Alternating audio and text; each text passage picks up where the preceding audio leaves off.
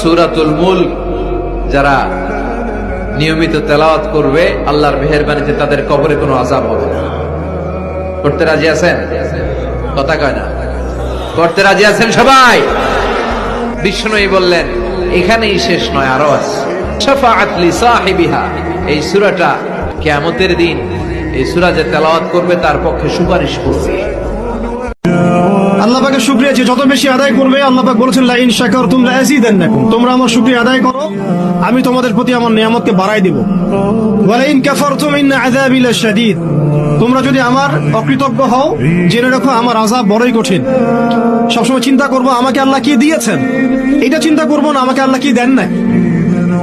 আল্লাহ পাক আমাকে সুস্থ রেখেছেন, নিরাপত্তা দিয়েছেন, আমি খাচ্ছি পান করছি, এই যে নিয়ামত আল্লাহ পাকের যে অগণিত নিয়ামত, এটাকে স্মরণ করা এবং সে অনুযায়ী শুকরিয়া আদায় করা।